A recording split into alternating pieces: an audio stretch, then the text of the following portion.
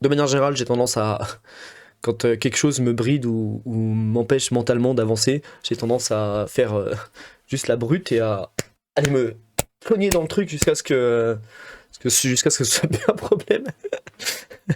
Ça parler fonctionne avec des jusqu'à gens, maintenant. et c'est ce que j'ai fait. J'ai l'impression de gâcher ma vie. Et je trouvais, en vrai, le début de la vidéo, j'ai trouvé intéressant. Je me suis dit, oh vas-y, c'est con de mater ça seul. Autant le mater, aller mater ça en stream parce que ça a l'air intéressant comme vidéo en vrai.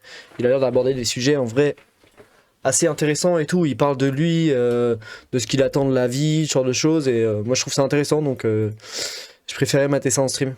Donc, let's go. Et j'ai Ok, l'impression de gâcher ma vie. Voilà, c'est dit. C'est un petit peu bizarre, c'est un petit peu paradoxal. Mais je voulais faire cette vidéo parce que déjà, premièrement, le fait d'en parler, ça permet de mettre les choses à plat. C'est un petit peu mon journal perso à moi, qui sera vu par des milliers de personnes. Mais si ça peut aider, ne serait-ce qu'une personne à se sentir mieux, à avoir l'impression qu'il est pas tout seul à être un petit peu perdu dans toi sa aussi, vie, t'as je me l'impression dis de que ça gâcher vaut ta le coup vie. de faire cette vidéo. Peut-être que certains d'entre vous sont à la croisée entre deux chemins, à un moment décisif de votre vie. Bah, cette vidéo, elle est pour vous. Pour comprendre cette impression de pourquoi est-ce que j'ai l'impression de rater ma vie, il faut revenir plusieurs années en arrière. Au collège. J'en ai déjà parlé plusieurs fois sur plein d'endroits sur internet, mais à l'époque j'étais quelqu'un d'extrêmement timide. Je le suis toujours un petit peu, beaucoup moins, mais j'étais timide maladif. Du style impossible de parler au caissier de McDonald's pour commander quelque chose. J'étais obligé de commander aux bornes ou de demander à mes parents d'aller commander à ma C'est place. grave d'être Petit timide à siège, ce je sais que point-là, je suis par pas le contre. Hein. seul dans cette situation parce que vous avez été super nombreux à la suite de ma vidéo Ah à ouais? expliquer que vous étiez dans le même cas. Mais voilà, cette timidité, elle m'a suivi pendant toutes mes années collège, toutes mes années lycée. Des fois, j'ai l'impression que je suis un mec timide. Et ensuite, je vois les témoignages d'autres gens sur la timidité et je suis en mode ah bah ça va en fait. Ça doit aller en fait. Parce que j'ai pas traversé ce genre de truc. Ou alors je suis timide sur d'autres trucs peut-être. Mais c'est peut-être pas les mêmes points qui me font bloquer moi en termes de timidité que ça fait que d'autres gens. Mais ouais, enfin, parce que le truc de pas être capable d'aller parler à la caisse du McDo, bon, je crois pas que ça me soit déjà arrivé. Non, moi j'avais des trucs où genre j'avais peur de téléphoner ou ce genre de trucs. Parce que je trouvais ça bizarre, je savais pas comment commencer une conversation au téléphone, du coup je répétais dans ma tête avant. Je répétais plein de fois ce que je voulais dire, comment j'allais commencer, comment j'allais me présenter et tout. Comment j'allais introduire l'appel, en gros. Et j'avoue que j'ai encore un peu ça aujourd'hui, mais vachement moins. Genre c'est vachement plus fluide et tout quand j'appelle, je suis vachement moins. Je réfléchis plus en fait, je me prends plus la tête. Et de manière générale, pour beaucoup de choses, c'est le cas, je me prends plus trop la tête et du coup ça fait que je stresse moins sur les trucs, de manière générale. Bientôt les collègues auraient des gosses et moi je suis bourré 2 fois par semaine. Bah, chacun son rythme en vrai, hein, genre, se comparer aux autres.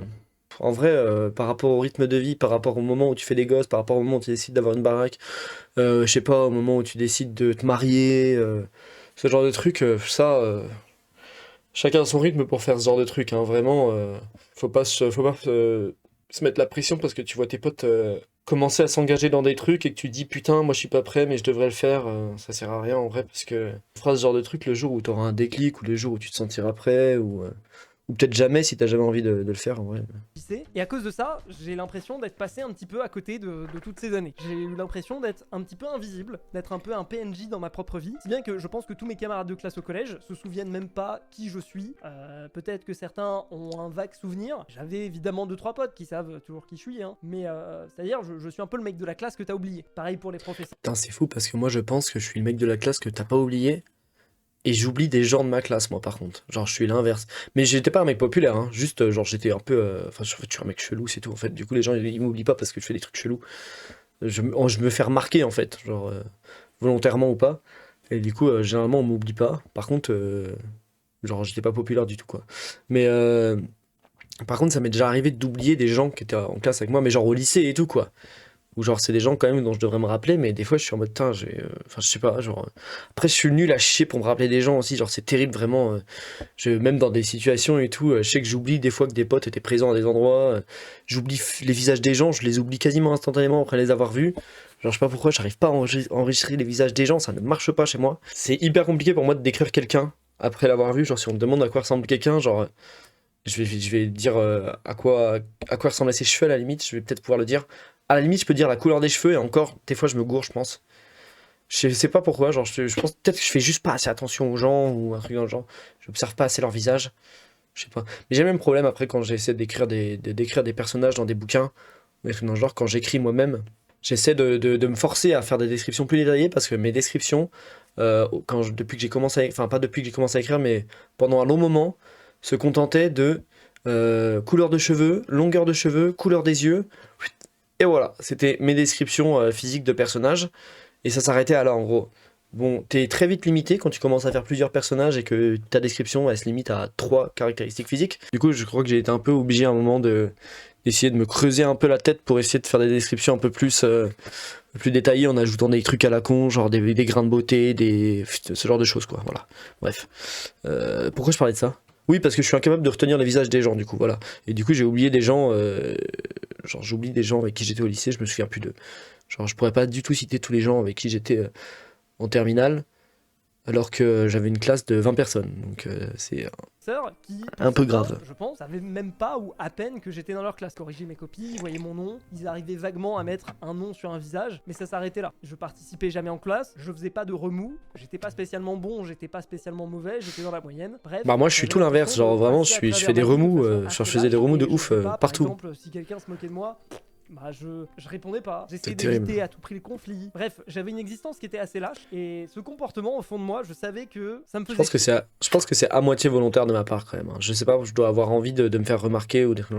C'est pas possible que ce soit complètement involontaire que je me fasse remarquer partout où je vais. Hein. C'est forcément il y a forcément un truc où j'ai besoin, je sais pas, de me faire remarquer ou j'ai pas l'impression d'avoir besoin de me faire remarquer, mais je pense que je le fais en fait. J'étais pas assez courageux pour commencer à combattre ma timidité, pour commencer à essayer de répondre quand quelqu'un me disait quelque chose. Surmonter la timidité, c'est vachement dur par contre. C'est un délire. Remarquer, mais ça me faisait chier au fond. Et le fait que ça me fasse chier. C'est un travail genre sur des années et des années, je pense. Ce genre de truc, essayer de te changer toi-même, de changer ton comportement, tes réactions instinctives en fait. Les trucs de timidité et tout, c'est clairement des réactions instinctives qui ont été ancrées en toi en fait sur des années et des années. Et t'arrives pas en fait à t'en dissocier parce que tu vas te retrouver dans une situation qui va déclencher des instincts qui vont te faire réagir d'une certaine manière pour te protéger de ce que tu considères comme étant dangereux pour toi ou flippant ou voilà. Et du coup, c'est super dur de se débarrasser de ce genre d'instinct. Par exemple, moi j'en ai pas mal des comme ça, des instincts. Moi j'avais des trucs où genre en gros, je m'étais créé une énorme carapace où j'avais vachement de mal à être agréable avec les gens. J'ai aucune idée de pourquoi, hein. Mais en gros, j'arrivais pas à être sincère, voilà, d'être sincère avec les gens, genre les gens que j'aimais bien et tout. J'avais beaucoup de mal à montrer aux gens que j'aimais bien que je les appréciais et tout. Je sais pas pourquoi j'ai été comme ça. J'étais comme ça jusque, je pense, fin collège. Je m'en suis rendu compte fin collège que j'avais vraiment que c'était vraiment problématique en fait, parce que en gros, je donnais l'impression à des gens que j'aimais bien que je les aimais pas à mon avis, voilà. Alors que pas du tout, mais j'étais incapable de faire autrement, j'arrivais pas à envoyer des bonnes ondes, on va dire, aux gens, je sais pas, à être positif envers eux, quoi. C'était instinctif, je me fermais en gros, quoi, voilà. Et ça, je m'en suis rendu compte en fin collège, et du coup, je me souviens que pendant tout mon lycée, j'ai fait énormément d'efforts pour essayer de changer ce genre de truc. Donc je trouve que ça ressemble un peu à son problème de timidité où il n'arrivait pas à s'empêcher dans des réactions, dans des situations où la timidité d'un seul coup prenait le contrôle de lui et il réagissait instinctivement et il pouvait pas s'empêcher de se fermer et tout. Bah moi c'était un peu pareil.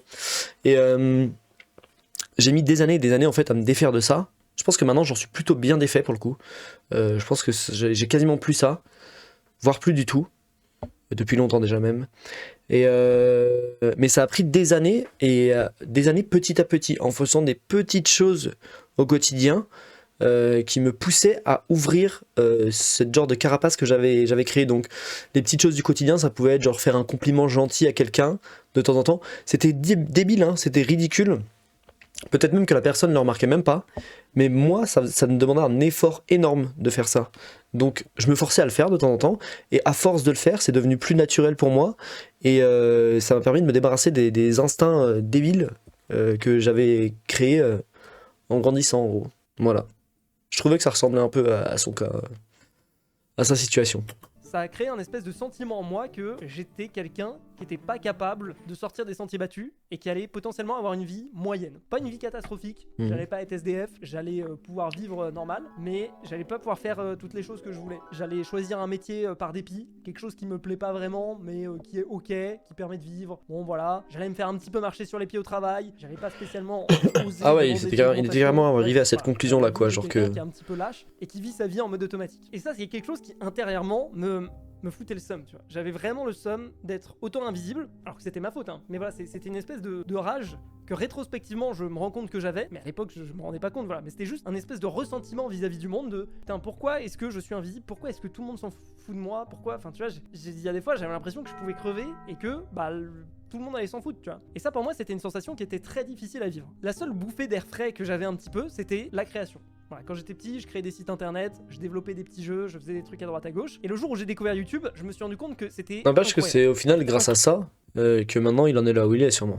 Parce que c'est parce qu'il était isolé et tout machin, qu'il traînait pas beaucoup avec d'autres gens ou ce genre de trucs, qu'il a pu se concentrer sur des trucs que beaucoup d'autres gens faisaient pas trop ou avaient pas le temps de se concentrer ou avaient autre chose à faire. Autrement dit la création de sites, la création de contenu, la création de machin. Et du coup il en est là où il est aujourd'hui grâce à ça quoi.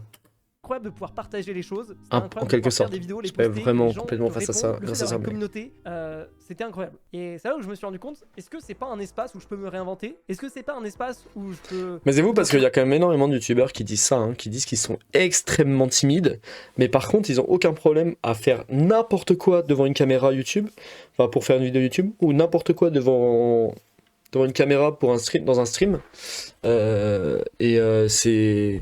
C'est ouf quoi, genre ça leur permet vraiment de séparer complètement le eux de tous les jours et le eux qui est devant la caméra quoi. C'est ce que je comprends un peu parce que j'avoue que moi au début, devant les cams et tout, par exemple quand j'enregistrais les vidéos ou que je streamais, j'avoue que j'étais vachement mal à l'aise au début. Je pense que si on regarde mes vidéos, bon, j'ai supprimé mes rushs donc on pourra pas les regarder, mais si on regarde mes vidéos du début seulement, par exemple, sur ma chaîne principale et les vidéos que je fais maintenant, on voit une énorme différence en termes comment dire, on voit que je suis beaucoup plus à l'aise, quoi. Vraiment, c'est beaucoup plus simple pour moi de m'exprimer et tout. Je bug beaucoup moins. Parce qu'il y a aussi un truc de honte. Tu dis, t'es en train d'enregistrer, tu dis, putain, si quelqu'un débarque et m'entend faire mon truc, je vais pas passer pour un con. En fait, non, tu passes pas pour un con, tu fais ton truc. Enfin, voilà. Donc, tout le monde s'en fout, quoi, en fait. Mais moi, j'ai tendance à cogiter trop sur ce genre de truc. Et ça me stresse et machin. Et du coup, des fois, ça me bride dans ce que je veux faire. Et du coup, je me force à les faire quand même. Donc peut-être une forme de timidité du coup ça. D'avoir peur que quelqu'un débarque et tombe sur moi en train d'enregistrer quelque chose. Et du coup ça me bride donc je me force à le faire quand même, malgré tout. Et au final c'est comme ça que je me débride quoi. De manière générale j'ai tendance à... Quand quelque chose me bride ou m'empêche mentalement d'avancer, j'ai tendance à faire juste la brute et à aller me cogner dans le truc jusqu'à ce que ce soit plus un problème. Ça fonctionne Avec jusqu'à des gens, maintenant. Et c'est ce que j'ai fait. J'ai créé une chaîne YouTube, j'ai commencé à poster des petites vidéos. Alors au début j'étais très jeune, j'ai fait une chaîne qui valait pas grand chose, puis ensuite j'en ai fait une autre, puis ensuite j'ai fait celle qui ensuite a mené au succès. Mais ce que j'aimais bien dire à l'époque c'est que j'aime bien jouer à Minecraft et j'aime bien parler. Du coup, bah, YouTube c'est parfait, en fait ça serait mon métier rêvé. Surtout le jour où je me suis rendu compte que des créateurs de contenu pouvaient en vivre, je me suis dit, c'est ça mon rêve. Mon rêve, c'est d'être créateur de contenu. Pas parce que ça rapporte beaucoup d'argent, pas parce que on a de la fame, parce que simplement c'est ce que je kiffais faire. Ah, surtout, il y a peu de chances de réussir, De donc, parler, de m'exprimer, que j'avais pas très peu de forcément chances dans de la vraie vie, réussir. parce que j'étais invisible et parce que j'osais pas vraiment prendre la parole, bah, elle se ressentait dans la longueur des vidéos FAQ par exemple. J'ai fait plusieurs vidéos FAQ de plus oui. de 1h30 parce que toutes les questions que les gens s'en battaient les couilles de me poser dans la vraie vie, bah, il y avait enfin des gens qui s'intéressaient à moi et avec qui je pouvais discuter Ça- via ça- mes vidéos. Alors présenter ça fait guérissait peut-être un son petit peu ego, quoi. égocentrique. Je pense que quand ça vient de la part de quelqu'un qui avait littéralement aucune attention de la part de personne, à part de mes parents forcément, enfin tu vois, et un petit peu de mes amis, mais je pense que ça peut se comprendre, c'est un truc qui peut se comprendre. Non, ça se comprend de fou. Soigner avec le temps et je pense que là aujourd'hui je suis un petit peu Bah en fait, contraire. c'est tout ça, les FAQ et tout, le fait que des gens lui trouvent de l'intérêt et tout, ça lui a permis de soigner son ego blessé par le fait qu'il était invisible dans sa vie de tous les jours, au quotidien et tout, quand il était au collège, quand il était au lycée, tout ça quoi. Ça a été une thérapie quoi. Mais c'est bien qu'il soit pas parti complètement en vrille à cause de ça quoi. Parce qu'il y a sûrement des gens qui auraient juste eu le truc qui leur serait monté à la tête vraiment trop vite et rupture d'anévrisme quoi. C'est-à-dire, j'aime pas qu'on s'intéresse à moi. Rupture d'ego. J'essaie toujours de dévier la discussion hors de moi qui je suis et plus vis-à-vis des autres quand je parle à quelqu'un. Mais ouais, c'est quelque chose qui à l'époque en tout cas j'en avais vraiment besoin. Et j'avais vraiment une revanche à prendre sur le monde. Et cette revanche, j'ai l'impression que je l'ai pris. Je l'ai pris le jour où ma chaîne YouTube est rentrée dans l'algorithme, le 28 juillet 2015. C'est très une date spécifique. originale, tu vois, je m'en souviens. C'est que du coup, Ça veut dire que c'est une date qui valait quelque chose pour moi. C'est le jour où j'ai passé les 10 000 abonnés et c'est le jour où il y a eu Ok. un point d'inflexion dans les nouveaux gens qui découvraient ma chaîne, dans les gens qui découvraient mes vidéos. Et ce jour-là, je me souviens que je me suis dit, putain, je voulais vivre de YouTube, je voulais réussir dans les vidéos, je me suis donné les moyens, c'est-à-dire que pendant 3-4 ans, j'ai posté des vidéos toutes les semaines, 2 fois par semaine parfois, en parallèle des cours, sans avoir aucun résultat, sans avoir aucun retour financier. Alors évidemment, je gagnais un petit peu d'abonnés, etc. J'étais monté jusqu'à 10 000 abonnés, mais dites-vous, en 4 ans de YouTube, faire 10 000 abonnés, pour être accroché quoi. Aujourd'hui, Bah ouais, de bon, ouf. j'ai pas envie de faire l'ancien, oui, aujourd'hui, les jeunes, s'ils ont pas 10 000 abonnés en une semaine. Bon, il y a plein de gens qui charbonnent dans l'ombre et qui font 10 000 abonnés en une semaine? Ah, moi j'en suis très très loin. Ma chaîne principale, elle est actuellement à 431 abonnés, exactement. Et je pense que je l'ai créée il y a 2 ans. Après, je sors vraiment très peu de vidéos. Genre, je suis peut-être à 40 vidéos sur ma chaîne principale, 30 vidéos format long et genre une vingtaine de shorts. Bon, c'est parce que j'essaie de faire des vidéos quali, que j'ai pas le temps, en vrai aussi, de faire. Enfin, j'ai pas beaucoup le temps, j'avoue, dans la vie de tous les jours, de bosser sur mes vidéos. Mais bon. En plus, là maintenant, j'ai lancé la chaîne secondaire, je suis dans la sauce. Vraiment, c'est impossible de. Je peux plus rien faire. J'ai plus de temps libre dans ma vie. Et ma chaîne secondaire, elle a 25 abonnés, donc en 3 semaines. En 3 semaines, elle a publié 4 vidéos par jour. Hein. 3 vidéos par jour. 3, 4, enfin un truc dans le genre. Entre 3 et 5, on va dire. Donc 10 000 abonnés en une semaine. Il a forcé Fuse là, hein, vraiment. 10 000 abonnés en une semaine, c'est quand c'est ta 15e chaîne YouTube, que tu maîtrises l'algo à la perfection et que tu sais exactement ce qu'il faut faire, quoi. Parce que 10 000 abonnés en une semaine, c'est un délire. Il y a des gens qui font ça. Oui, il y a des gens qui font ça. Je sais qu'il y a des gens qui font ça. Mais moi, j'ai pas cette chance-là. l'ancien, oui, aujourd'hui, les jeunes, s'ils ont pas 10 000 abonnés en une semaine. Bon, il y a plein de gens qui charbonnent dans l'ombre et qui font 3 vues. Force à vous, les gars, ça finira par fonctionner si vous charbonnez. Mais En voilà, vrai, c'est vrai. exactement ce que je me Il a suis raison. dit. Parce que en vrai, progressivement, tu vois quand même, quand tu t'acharnes, tu vois quand même que progressivement, les choses ont tendance quand même à se décanter et à plus ou moins fonctionner. Parce que, bah déjà, plus tu essayes, plus tu multiplies tes chances. Chaque vidéo de sortie, c'est des chances de plus de se faire repérer par des gens, de choper des abonnés, de voilà. Et puis, chaque vidéo de sortie, c'est de l'expérience que tu emmagasines. T'apprends à faire du montage, t'apprends à faire des miniatures, t'apprends ce qui marche pas. T'apprends à parler devant une caméra, t'apprends à t'exprimer, t'apprends à écrire des scripts, t'apprends à donner du rythme à tes vidéos, t'apprends plein de choses en fait. Donc c'est pour ça que en fait le temps sur YouTube, en fait dans tous les métiers qui nécessitent de développer des compétences ou de s'améliorer, ce genre de choses, YouTube en faisant partie, l'écriture aussi, et ben dans tout ce genre de métier, en fait, le temps, c'est un facteur important parce que le temps, ça augmente tes chances d'être découvert, ça augmente tes compétences, ça augmente ton expérience en général aussi, enfin, ça augmente en général tes compétences, sauf si t'es vraiment un teubé qui sait absolument pas se remettre en question, mais je pense que même si tu sais pas te remettre en question, tu améliores quand même tes compétences avec le temps, tu améliores ton expérience, tu comprends mieux la plateforme sur laquelle tu es, tu comprends mieux ce que tu essaies de transmettre aux gens à travers tes vidéos, à travers tes livres, à travers ton art. Voilà quoi.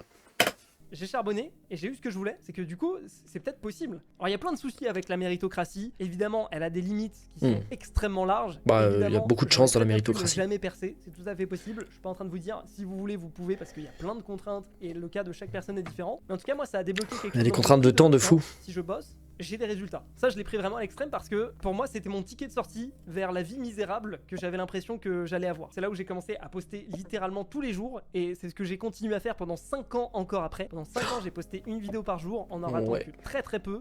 J'ai continué mes études en parallèle parce que au cas où et parce que mes parents ils voulaient Ah, c'est pas un que- baiser, il devait avoir 0 temps libre ce malade, hein, parce que moi je peux vous le dire, hein, je vois le temps que ça prend de poster des vidéos, d'enregistrer, de poster des vidéos, machin et tout. C'est un malade, hein, parce que vraiment le temps libre il est fini, hein, il n'y en a plus. Hein. S'il avait des études en même temps, ah, je vous le dis, il n'y avait pas de temps libre. Hein. Pas de temps libre. je parte youtubeur à plein temps. Mais genre Je zéro. comprends aussi de leur point de vue. Mais voilà, du coup, j'avais Palladium. Je développais moi-même Palladium. Je faisais mes vidéos, je montais mes vidéos, j'allais en cours et je m'arrêtais jamais en fait. Je dormais pas, je faisais que travailler, que travailler, que Pas travailler. étonnant. Et rétrospectivement, je pense que le truc qui me faisait tenir, c'était cette espèce de revanche que je voulais prendre sur la vie. C'était ce truc de putain, vous allez voir, je vais tout défoncer. Vous avez pas cru en moi, je vais y arriver. Alors c'est pas En vrai, c'est un truc truc qui fait extrêmement tenir sain, beaucoup on de va pas gens. se mentir. Je pense que la majorité des gens s'en battaient juste les couilles de moi. Franchement, je pense que c'est vraiment un mindset qui motive beaucoup de gens, ce mindset. Le mindset de putain, vous m'avez tous pris pour un. Genre, moi, j'avoue que je l'ai un peu aussi. Hein. Genre, putain, vous m'avez tous pris pour une merde et tout. Je vais vous montrer ce que je peux faire. Et ça marche plutôt bien, je pense, pour te motiver. C'était pas, Mais c'est pas très sain, c'est forcément vrai. que j'ai une vie nulle, c'est juste qu'ils s'en foutaient de moi, tu vois. Mais moi, en tout cas, je l'avais perçu comme un truc pour lequel je devais prendre une revanche. Et ces 50 fuel, voilà, j'ai vraiment tout donné jusqu'en 2019 où j'ai fait un burn-out. À ce moment-là, j'avais peut-être Tu m'étonnes. 1 million 500 000 abonnés. Yo, je déteste faire ce genre de vidéo. C'est pas le genre de vidéo que j'ai envie de faire sur ma chaîne. C'est pas le genre de vidéo que vous avez envie de voir. Mais voilà, je pense que le fait de vous en parler, c'est pas une mauvaise chose. J'ai besoin d'une pause. J'ai réduit un petit peu le No rythme. Je shit. passe à 5 vidéos par semaine. 5 ans, ce qui une reste vidéo par quand même jour. conséquent, mais ce qui était déjà quand même plus. Évidemment qu'il a besoin Mais d'une pause, ce mec. j'ai continué mon petit bonhomme de chemin. Et rétrospectivement, je me suis rendu compte que l'image que j'avais de moi-même, du petit garçon lâche qui osait pas lever la main, qui osait pas dire les choses qu'il pense, elle avait été transformée par l'image de quelqu'un qui est travailleur, qui sait ce qu'il veut, donne tout pour y arriver, qui est ambitieux, qui réussit. Ouais, c'est fou en gros, comme, j'avais réinventé complètement mon identité. En tant qu'individu, on évolue énormément en quelques années des fois, et avec pas grand-chose, en modifiant pas grand-chose dans nos vies, des fois on peut vraiment complètement changer. C'est un truc que j'ai remarqué aussi chez moi, franchement. Et tu changes peut-être pas forcément ton image dans le regard des autres, mais tu changes vachement l'image que tu as toi-même de toi. Ouais, l'image que tu as de toi-même. L'image que tu as toi-même de toi. Wow. Tu changes l'image que tu as de toi-même très rapidement des fois. En changeant de dynamique de vie, de rythme, de mode de vie. Et pour le coup, les autres le voient peut-être pas forcément, mais toi, tu vois que tu as fait des progrès ou que tu as fait des gros changements dans ta vie, quoi. Et pour moi, ça c'était une véritable bouée parce que c'est là-dessus que je me suis complètement construit. C'est là-dessus que j'ai construit ma confiance en moi. Au début, je pensais que j'avais construit ma confiance en moi parce que justement j'avais plein d'abonnés sur YouTube, parce que je gagnais bien ma vie, parce que j'avais plein d'argent. Mais non, en réalité, je pense que ma confiance en moi, je l'ai construit sur le fait que je savais que j'étais capable de travailler dur pour atteindre mes objectifs. Et du coup, la raison pour laquelle aujourd'hui j'ai l'impression de rater ma vie, c'est parce que j'ai l'impression d'avoir perdu cette capacité. J'ai l'impression qu'aujourd'hui, quand je me fixe un objectif, j'arrive pas spécialement à travailler suffisamment dur pour y arriver. Alors ça peut être un biais, hein, forcément. Enfin, peut-être que ces objectifs maintenant, ils sont juste peut-être arrivés extrêmement haut et que du coup, atteindre des objectifs comme ça devient beaucoup plus compliqué, quoi. Parce qu'au stade où il en est, c'est quoi ses objectifs ça peut être quoi ses objectifs exactement? Atteindre un certain nombre d'abonnés, mais il a combien sur sa chaîne principale, Fuse? Il doit avoir quoi? 4, 5 millions? Non, peut-être pas encore. 2, 3, ok. 2,96 millions, donc j'imagine que son objectif c'est 3 millions là. Peut-être qu'il aimerait aller à 5, éventuellement.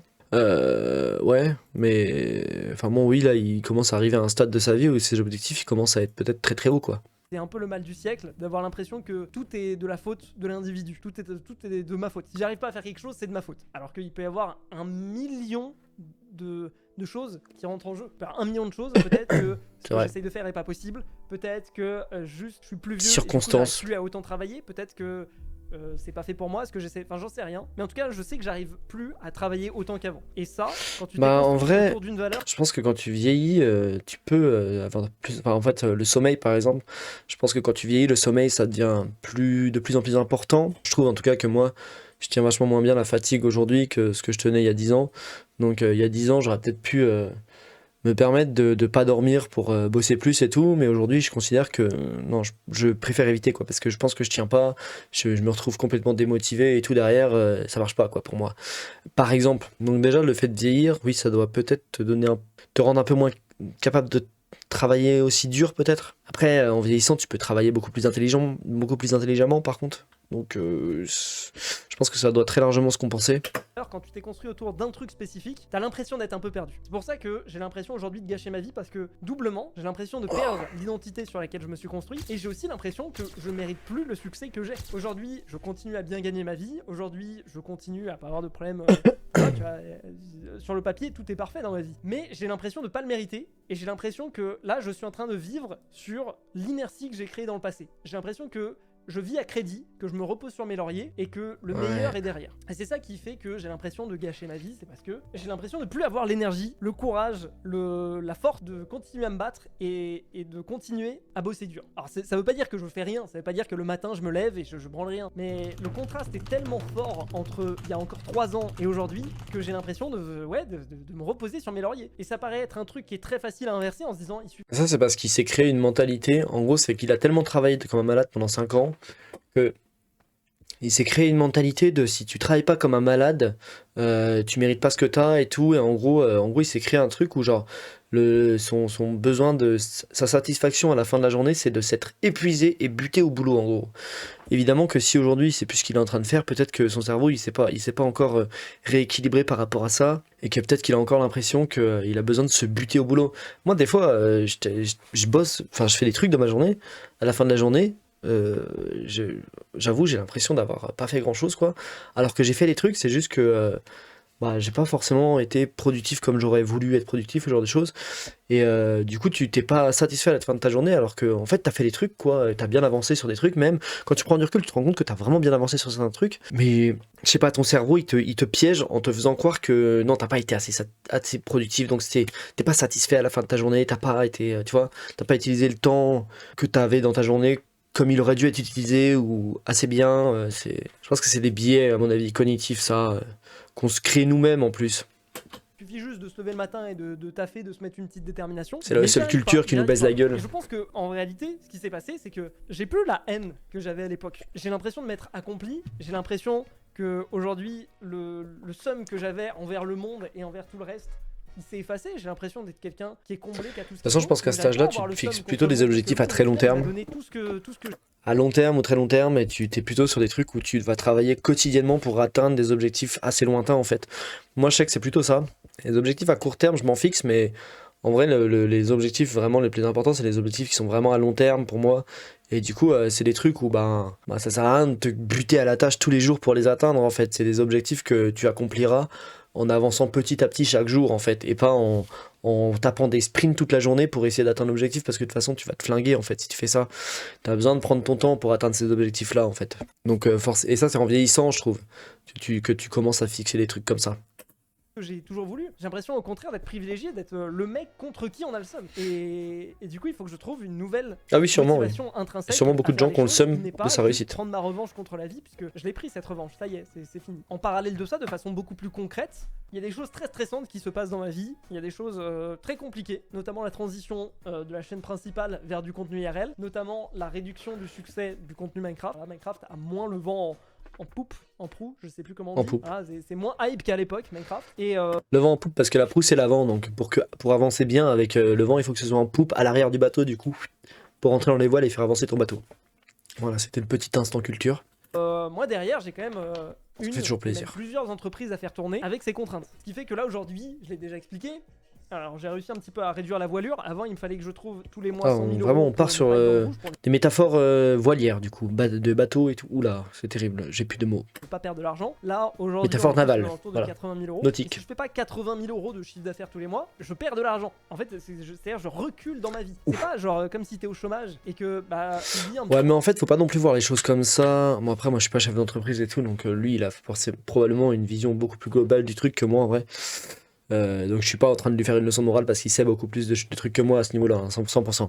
Mais je pense quand même que dans ce genre de situation, surtout quand t'es un créateur de contenu ou ce genre de truc, des fois, créer du contenu à perte, en fait, ça peut quand même être rentable parce que ce que tu fais, dans tous les cas, ça restera sur la plateforme, ce sera visible pendant bah, des années et des années encore. Ça peut apporter de la visibilité pour d'autres contenus qui, eux, seront rentables. Enfin, voilà, le contenu. Des fois, faut pas toujours réfléchir en termes de rentabilité de contenu quand tu crées quand tu crées des trucs en fait, que ce soit sur YouTube ou autre part, hein.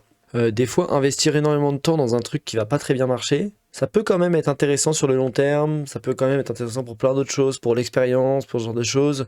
En tout cas, moi, c'est comme ça que je réfléchis les choses, quoi. J'ai des contenus, des fois, qui me prennent énormément de temps à faire. Sur ma chaîne principale, hein, sur ma chaîne secondaire, ça me prend que dalle de temps, les trucs à faire.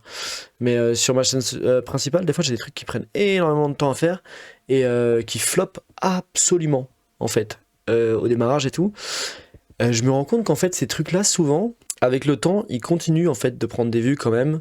Ils continuent de se développer, de ramener des gens, voilà. Et du coup, en fait, le travail que tu as investi, même s'il n'a pas été rentabilisé sur le coup, parfois il est rentabilisé dans le temps, en fait, sur une longue durée, ou ce genre de choses. Ou alors, quand tu sors autre chose, ça va peut-être ramener du monde sur ce contenu qui a floppé, parce que il y a une bonne synergie entre ces deux contenus. Moi, en tout cas, je réfléchis dans ce sens-là où je réfléchis pas toujours à bon, moi, il n'y a pas de chiffre d'affaires qui rentre en compte ou quoi que ce soit, je gagne pas ma vie avec quoi que ce soit que je fais sur YouTube, mais je réfléchis en termes de temps, par contre. Bah moi, mon investissement, c'est du temps, du coup. Et des fois, ça me dérange pas d'investir vachement de temps dans un truc, même s'il flop, je regrette pas forcément d'avoir investi. Je regrette pas, même pas du tout d'avoir investi autant de temps dedans parce que, bah déjà, parce que moi, ça me plaît de le faire. Si je fais ça, c'est parce que j'avais envie de le faire. Et aussi parce qu'au final, c'est du contenu qui, quand même, finit par trouver un public, finit par trouver des vues, finit par. Voilà quoi. Mais parfois, avec le temps, parfois avec beaucoup de temps même, hein. Ça peut mettre des mois, 1 an, 2 ans. Mais souvent, ça finit par trouver un public. Aujourd'hui, on est plus aux alentours de 80 000 euros. Mais si je fais pas 80 000 euros de chiffre d'affaires tous les mois, je perds de l'argent. En fait, c'est-à-dire je recule dans ma vie. C'est pas genre comme si t'es au chômage et que bah tu vis un petit peu sur tes économies. Là, c'est à coup de 80 000 euros par mois qu'il faut trouver. Alors forcément, je fais des vidéos, forcément, il y a de l'argent qui rentre. Mais ça peut être un mois où il y a un petit peu moins de sponsors. Ça peut être un mois où Palladium est un petit peu en fin de saison, comme par exemple sur les mois d'été. Les mois d'été, c'est pas les mois les plus évidents pour Palladium. Et en fait, tout ça, ça crée un espèce de stress au fond de ma tête. Après, il faut regarder sur l'année, Est-ce que t'es pas en train de te ruiner en te lançant dans ce nouveau projet? Est-ce que t'es pas en train de. Ouais, par contre, c'est faire sûr que quand erreurs, t'as des tu vois, sommes aussi importantes impliquées dans tout ce que tu fais, ouais, faut avoir bien la tête sur les épaules et les pieds bien ancrés dans le sol parce que devoir sortir 80 000 balles tous les mois, c'est sûr que là, faut bien réfléchir à tes projets pour être sûr que d'un côté ça sort, mais de l'autre ça rentre quand même, quoi. C'est vrai que après, bon, j'imagine que dans ce genre de truc, faut plutôt voir sur l'année. Lui, il parle par rapport les entrées et sorties de chaque mois, mais vaut mieux regarder sur une année entière souvent ce genre de bilan comptable là, parce qu'il y a des mois où il y a plus de rentrées, des mois où il y a moins de rentrées. L'important c'est que ça s'équilibre sur la durée. Est-ce que tu n'aurais pas dû mieux investir l'argent que tu as gagné dans le passé? C'est-à-dire que là, par exemple, moi aujourd'hui, j'ai beaucoup d'économies, parce que je suis pas très dépensier. La majorité de l'argent que j'ai dépensé dans ma vie, c'est dans mes projets. Où il y a des projets sur lesquels j'ai perdu énormément d'argent. C'est le cas par exemple de Moded, sur lequel on a perdu presque 40 000 euros. 70 000 euros. Mais j'ai pas eu le temps de vraiment investir mon argent proprement comme je voulais le faire. Voilà, moi initialement, la classe d'actifs dans laquelle j'aimerais vraiment mettre l'argent, les économies que j'ai eues au travers des années, c'est l'immobilier. Le truc c'est que l'immobilier, pour bien le faire, ça prend beaucoup de temps. Il faut faire des visites, il faut vraiment trouver les bons deals, il faut faire énormément de visites. Ensuite, il faut faire des travaux, il faut suivre les travaux parce que sinon les artisans ils font n'importe quoi. Ensuite, il faut mettre en location, enfin c'est hyper compliqué. Oui, ou alors tu t'embauches des gens qui gèrent ça à ta place, quoi. Ça se fait complètement. Et surtout, lui, avec l'oseille qu'il a, il pourrait le faire. Après, c'est sûr que c'est moins rentable pour le coup, parce qu'ils prennent une énorme part et tout. C'est sûr que si tu veux faire du 10% dans l'année, tu feras pas du 10% dans l'année en faisant ça. Tu vas faire beaucoup moins. C'est clair. Mais au moins, tu perds pas du temps à gérer ça. Et c'est de l'investissement. C'est de l'investissement qui se paye tout seul avec les loyers. Et à la fin, tu peux le revendre, tu peux faire ce que tu veux. Voilà, mais l'immobilier, ça demande énormément de temps si tu n'embauches pas des gens pour le faire à ta place, c'est clair. Concentrer sur ce que j'aime C'est un faire, travail à temps plein. YouTube, et sur en réalité ce qui paye les factures, parce que la vérité c'est que si je mets la moitié de mon temps dans l'immobilier, je gagne 2 fois moins, et j'ai beau acheter tout l'immobilier que je veux, je trouverai pas 80 000 euros par mois avec l'immobilier. Donc voilà, bref, tout ça, ça s'additionne, et sauf si t'achètes un hôtel. Ça m'a fait avoir beaucoup de mais pareil, ça demande vachement de temps du coup. Et c'est un espèce de stress permanent pour moi de me dire, putain, est-ce que tout le système de valeurs sur lequel je me suis construit, c'est pas du vent? Est-ce que le fait de travailler dur et d'avoir ce que tu veux, est-ce que c'est pas juste de la chance que j'ai eu? En fait, est-ce que j'ai réussi, non pas parce que j'ai fourni énormément de travail, énormément d'énergie, mais est-ce que j'ai pas simplement réussi parce que j'ai eu de la chance à un instant T? Bah en fait, il y a les deux, hein, mais effectivement, il a eu de la chance. Il a eu de la chance. Mais pour la chance, pour l'avoir, il faut travailler en fait. Genre, les opportunités, elles se présentent pas à n'importe qui, n'importe quand, quoi. Les opportunités, elles se présentent généralement aux gens qui ont charbonné pour obtenir ces opportunités. Le problème, c'est que, le truc, c'est que oui, il y a des gens qui charbonnent et qui n'ont pas les opportunités. Parce qu'ils n'ont pas eu pas de chance, en fait. C'est tout. C'est comme ça, c'est la vie. C'est triste. Lui, bon, il a charbonné, clairement, d'après ce qu'il dit, il a charbonné de fou, hein, je pense. Il a eu des opportunités, il a su saisir ces opportunités, c'est aussi une compétence, ça, de savoir saisir des opportunités. Parce que tu peux charbonner comme un malade, avoir des opportunités, mais pas avoir l'instinct ou le recul pour réussir à saisir l'opportunité à ce moment-là.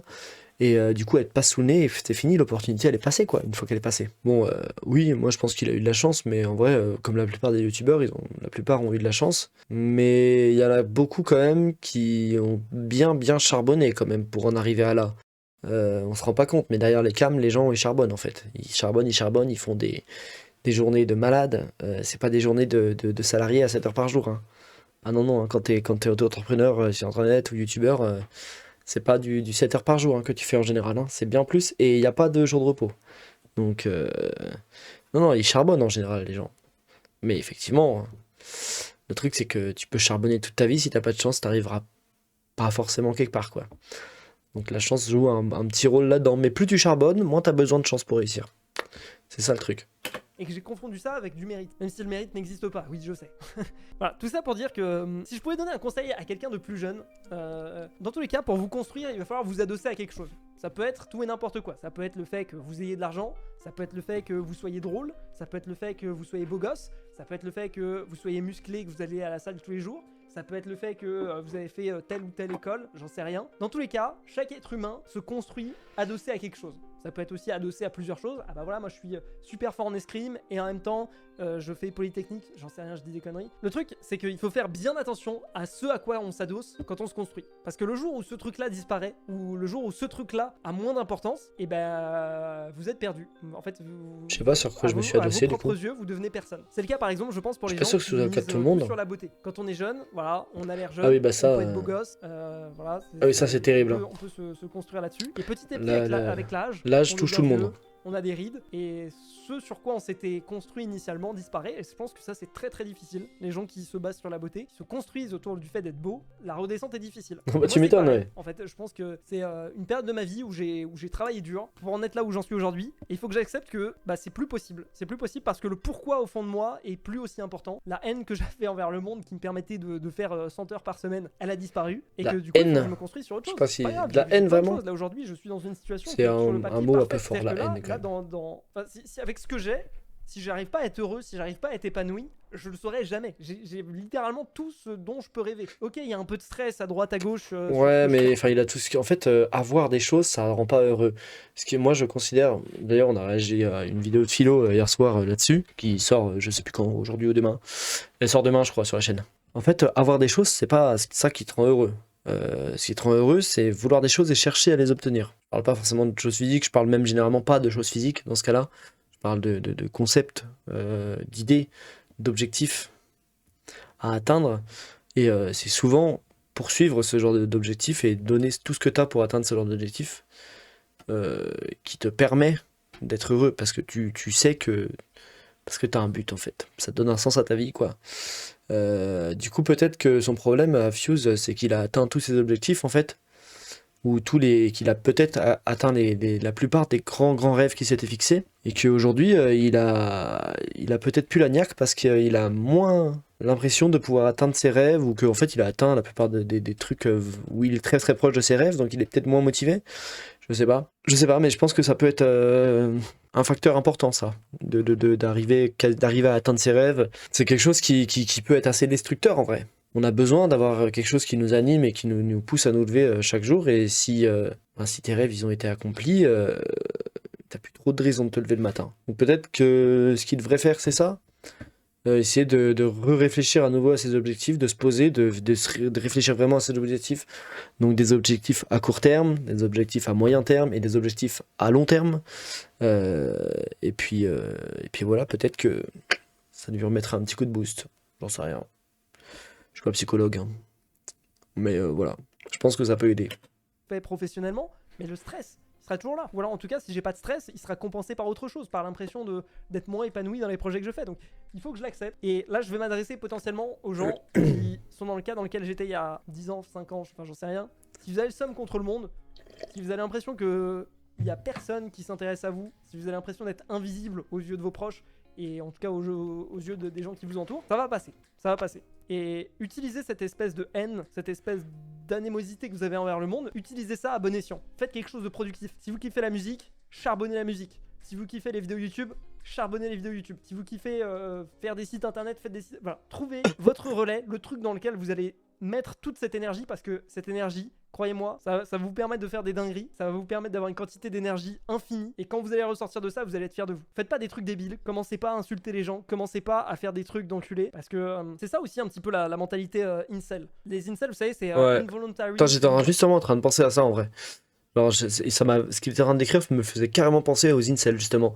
Le fait que c'est des gens qui se sentent invisibilisés dans le monde et tout, qu'ils ont l'impression que personne n'en a rien à foutre d'eux et tout. Je pense que c'est complètement la mentalité des incels. Du coup, c'est pour ça que je suis en train de penser à ça de ouf. Donc, c'est marrant qu'il en parle là. Donc, c'est vraiment comme ça qu'ils sont perçus les incels et que c'est probablement ça qui crée des incels. C'est probablement ce genre de mentalité là qui crée des incels.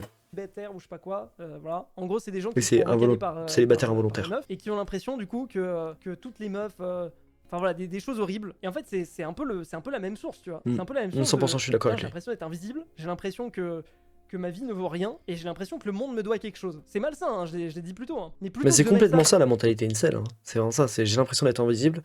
J'ai l'impression qu'on me doit quelque chose et qu'on me donne pas ce qu'on me doit. Je mérite d'être traité de cette manière et personne me traite de cette manière. Donc le problème c'est pas moi, c'est le monde, quoi. Et ça c'est vraiment la mentalité incel. Hein. Les femmes elles veulent pas être avec moi. Pourquoi je mériterais pas d'être avec une femme? Moi je veux être avec une femme, je mérite d'être avec une femme, je suis un bon gars. Pourquoi j'ai pas de femme, quoi? Pourquoi j'ai pas de meuf? Pourquoi je baisse pas, tu vois? C'est vraiment ça la mentalité incel. Et ça paraît débile, hein, dit comme ça, mais pour le coup, eux, ils arrivent totalement à se convaincre qu'ils ont raison et que c'est le monde qui est pourri. Et c'est parce ils sont dans une spirale, en fait, et ils arrivent pas à en sortir, quoi. C'est très compliqué, surtout que c'est des spirales sur Internet souvent. Et sur Internet, quand tu rentres dans une spirale avec d'autres gens, vous descendez tous la spirale en même temps, et il n'y a personne qui va pouvoir sortir de la spirale, parce que tout le monde se maintient, accroché dans la spirale avec les autres, quoi. Internet, c'est assez vicieux à ce niveau-là. dans des trucs horribles. Enfin voilà, il y a des choses horribles qui sont faites pour ça. Mettez ça dans des trucs productifs parce que la vérité, c'est que je pense qu'il y a beaucoup de gens qui passent par ça, il y a beaucoup de gens qui arrivent à s'en sortir, il y en a qui prennent des mauvais chemins par rapport à d'autres. Bref, voilà. C'était un petit peu ma vidéo sur pourquoi j'ai l'impression de rater ma vie. Vous inquiétez pas pour moi, hein, évidemment, c'est un truc que j'ai depuis 1 an et demi, j'arrive très bien à vivre avec, mais c'est juste, je pense que le fait d'en parler déjà. Oui, je pense pas que le gars ça met soit en des mots soit en giga dépression. Si ça peut aider ne serait-ce qu'une personne. Juste le mec Ça fait en remise plaisir. en question, en Allez, fait. Le mec en salut. grosse remise en question. Comme beaucoup de gens, en vrai, à plein d'étapes de leur vie. Moi, je suis genre... une semaine sur deux, je suis remise en question, perso, donc voilà. Ça te rend pas dépressif, quoi. C'est juste... bon, ça te fait... En fait, c'est bien, hein, c'est une bonne chose, hein, de savoir se remettre en question, d'être capable de se remettre en question assez régulièrement comme ça et tout. Hein. De pouvoir se poser et réfléchir sur ta vie, sur ce que tu es en train de faire. Est-ce que c'est vraiment cette direction que tu veux prendre ou pas? Parce que se poser et réfléchir une fois tous les 5 ans, et se rendre compte que ça fait 4 ans que que tu avances sur le mauvais chemin, et que en fait tu t'aurais dû tourner à droite il y a 4 ans au lieu de tourner à gauche, bon ça fait chier quoi, parce que vraiment c'est un peu trop tard pour s'en rendre compte quoi. Donc se poser assez régulièrement pour réfléchir à des trucs comme ça et tout, c'est hyper important. Juste pour savoir ce que toi tu veux faire dans la vie, ce qui te fait rêver, ce qui te fait kiffer, ce qui te donne envie de te lever le matin, encore une fois, je trouve que c'est une bonne manière de voir les choses. Qu'est-ce qui te donne envie de te lever le matin? Pourquoi tu sortirais de ton lit à 7h ce matin au lieu de sortir à 10h quoi, et de dormir 3 heures de plus? À toi de te poser les bonnes questions à ce sujet là quoi. Je trouve que je kiffe, c'était une vachement bonne vidéo, franchement n'hésitez pas à aller mettre un like et à aller la regarder. J'aime beaucoup les vidéos de Fuse, que ce soit sur sa chaîne, je mate quasiment jamais sa chaîne principale. J'ai déjà maté sa chaîne principale, mais moi je suis pas trop un mec qui mate du Minecraft et tout. J'ai joué un peu à Minecraft, mais c'est pas trop mon délire de mater du Minecraft, même si j'ai déjà vu certaines des vidéos de Fuse sur Minecraft. Mais moi ce qui m'intéresse le plus chez Fuse, c'est sa chaîne secondaire et sa chaîne tertiaire du coup. Je trouve que le mec il a des takes hyper intéressantes sur le milieu de YouTube, sur la façon de voir la vie et tout. Enfin j'aime beaucoup son état d'esprit, sa mentalité. Je trouve que c'est un mec intelligent en vrai, même un mec sage dans sa manière d'appréhender le monde et sa vie. Et voilà, donc je trouve que c'est une vidéo super intéressante. Je trouve que il soulève plein de points qui sont très intéressants et je pense que beaucoup en vrai de gens passent à travers ce qu'il traverse là. Tout le monde gère ce genre de choses différemment, mais voilà, très intéressant comme vidéo. J'adore Fuse, je répète, je trouve ce mec trop cool, trop intelligent. Voilà, allez voir cette vidéo.